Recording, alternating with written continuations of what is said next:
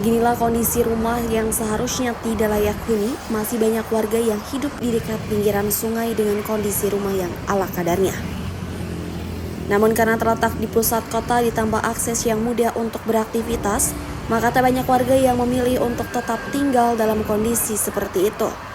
Mengingat untuk memiliki rumah layak huni di pusat kota Bandung terbilang cukup mahal. Karena secara standar rumah layak huni memiliki beberapa ketentuan seperti akses air bersih, listrik dan udara yang baik, ruangan yang cukup serta akses disabilitas untuk memudahkan dirinya bekerja. Hal tersebut dikatakan oleh dosen SBM ITB sekaligus pengamat properti atau kelompok bisnis dan keuangan, Raden Aswin Rahadi. Menurutnya bagaimana program layak huni harus dicapai oleh semua masyarakat, terutama masyarakat yang menengah ke bawah yang harus diperhatikan. Jadi rumah yang layak huni itu mencerminkan kesejahteraan dari masyarakat Indonesia itu sendiri ya.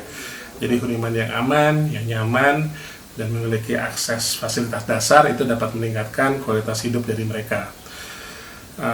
Masalah utama yang kita hadapi sekarang adalah mengenai keterbatasan lahan, terutama di lokasi-lokasi yang di tengah kota, dan juga kemampuan finansial masyarakat yang perlu diatasi supaya masalah ini dapat diselesaikan dengan cepat. Suatu rumah yang kita dapat sebutkan sebagai layak huni itu harus memiliki yang pertama ya, akses air bersih, dia memiliki akses sanitasi yang baik, memiliki akses listrik, ya, ventilasi udara yang baik, dan juga ruangan yang cukup, dan tentunya memiliki aksesibilitas yang mudah untuk dicapai kemana-mana gitu ya. Sementara hal serupa dikatakan pakar komunikasi publik pasca sarjana Universitas Pasundan Idi Subandi Ibrahim. Mengatakan bahwa tantangan masyarakat dan pemerintah khususnya adalah warga yang seumur hidupnya berpenghasilan di bawah rata-rata, sehingga seumur hidup tidak akan mampu membeli rumah. Disinilah peran pemerintah untuk membantu dengan kebijakan-kebijakan yang tepat sasaran kepada warga kurang mampu. Saya kira tantangan masyarakat, pemerintah kita khususnya dan masyarakat yang memiliki kemampuan yang mungkin seumur hidup dia dengan penghasilan tertentu dia tidak akan bisa memiliki rumah. Saya kira memang harus dilakukan oleh pemimpin ya, harus membuat kebijakan yang niat baik kalau kata saya. Niat baik, kemudian tepat sasaran. Jadi niat baik dan tepat sasaran itu artinya pemerintah harus berusaha menggunakan dana dan mencari orang-orang yang memang selama ini dia kesulitan tempat berteduh ya. Bayangkan aja kita udah 80 tahun merdeka misalnya, masih ada warga yang beratap langit dan berlantai tanah. Itu kita belum merdeka kalau menurut saya, kalau masih ada warga seperti itu.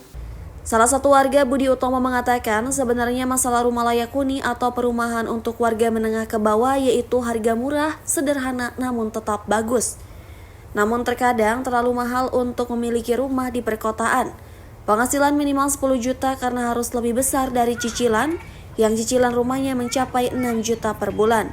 Ya seharusnya minimal uang muka dengan yang murah, misalnya ya 3 juta, 4 juta, ya 5 juta ke bawah lah, terusan cicilan dengan yang murah misalnya dengan harga 1 juta per bulan. Ya pokoknya menyangkut UMR aja. Sekarang UMR dengan harga 3 juta tapi untuk nyicil rumah 5 juta, 6 juta mana bisa boro-boro. Pihaknya pun berharap adanya kebijakan dari pemerintah dalam menangani hal ini. Karena dengan cicilan yang tinggi membuat warga kesulitan untuk memiliki rumah layak huni. Dari Kota Bandung, Jawa Barat, Bambang Prasetyo melaporkan.